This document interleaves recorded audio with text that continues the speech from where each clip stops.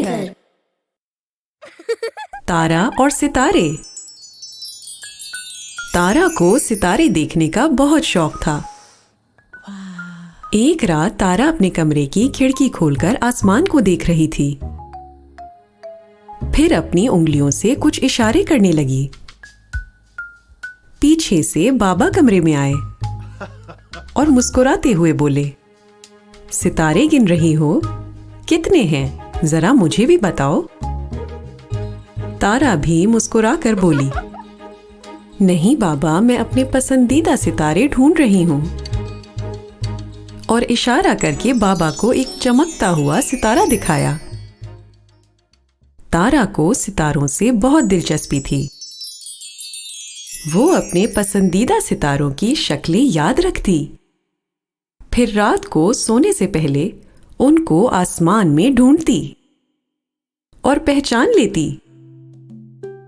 तारा की सितारों से दिलचस्पी देखकर बाबा को एक ख्याल आया। सुबह सुबह बाबा ने घर में ऐलान किया, हम कल जमाल अंकल के पास जा रहे हैं। ये मम्मा और तारा खुशी से चीखे। जमाल अंकल बाबा के बचपन के दोस्त थे और वो एक पहाड़ी इलाके में रहते थे। बाबा ने सोचा कि तारा को उनके घर लेके जाऊं और वहां से सितारे दिखाऊं। पहाड़ों से सितारों का मंजर कुछ अलग ही होता है। तारा अपनी मम्मा के साथ भागकर कमरे में चली गई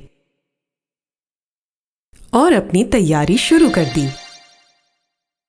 तारा ने अपना बस्ता बांध लिया और मम्मा ने खाने पीने का सामान भी रख लिया। तारा को खुशी के मारे नींद ही नहीं आ रही थी और बहुत देर से सोई। सुबह होते ही बाबा ने तारा को जगाया और उसके बिस्तर पर एक तोहफा रख दिया। हाँ? तारा आंखें मसलते हुए बोली, ये क्या है बाबा?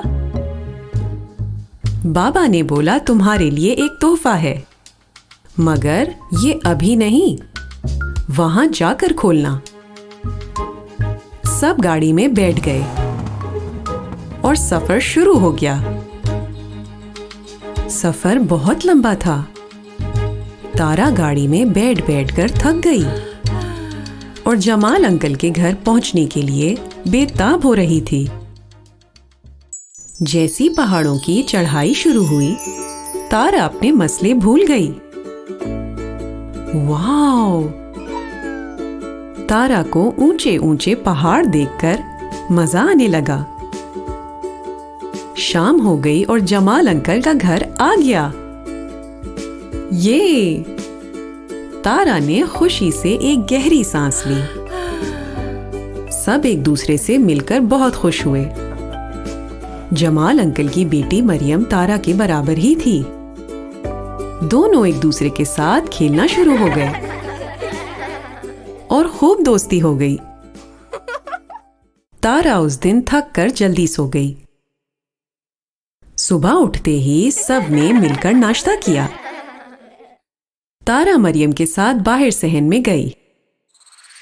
तारा ने देखा चारों तरफ पहाड़ ही पहाड़ थे और बहुत खामोशी थी। दरख्तों में से चिड़ियों की चहचहाने की आवाजें आ रही थीं। मरियम ने तारा से बोला, कितना प्यारा है ना सब? हल्की सी ठंडक थी और तारा सूरज की रोशनी के मजे ले रही थी। तारा ने बोला, हाँ बिल्कुल। मरियम ने बोला, यहाँ पर सूरज, चांद और सितारे इतने करीब लगते हैं। दोनों आपस में बातें कर रहे थे कि अचानक कुछ बादल घर के अंदर आ गए। वाओ! तारा और मरियम हंसते खेलते बादलों के पीछे भागने लगे और उनको पकड़ने की कोशिश कर रहे थे। दिन भर तारा और मरियम खूब खेले और तारा को बहुत मजा आ रहा था। सूरज गुरूब हो गया और आसमान में अंधेरा छाने लगा। बाबा ने तारा को बोला, तारा अपना तोहफा लेकर आओ। तारा भाग कर गई और लेकर आ गई। बाबा ने तारा का हाथ पकड़ा और उसको बाहर सहन में ले गए। ओह!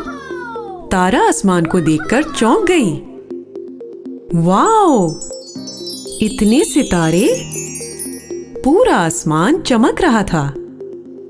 इतना खूबसूरत मंजर तारा ने पहले कभी नहीं देखा। बाबा ने बोला, अब ये तोहफा खोलो।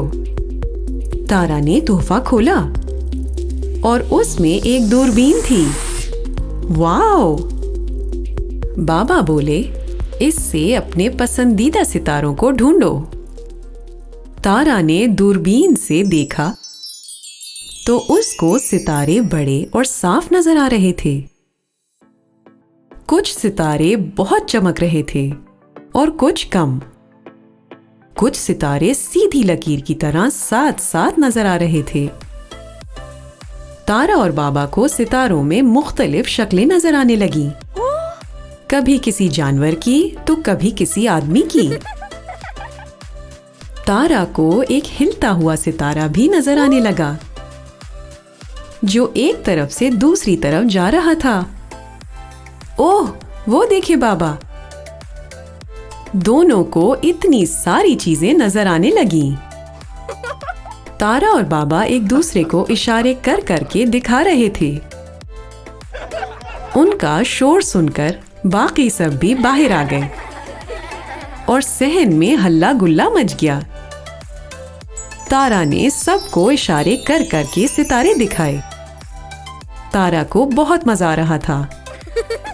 मम्मा ने बोला, ये सफर कामयाब हो गया। इस वक्त दोनों कितने खुश लग रहे हैं, तारा और सितारे।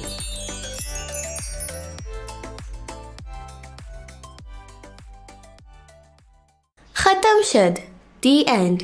अगर आपको ये कहानी पसंद आई तो लाइक का बटन दबाएं और कहानी घर को सब्सक्राइब करें।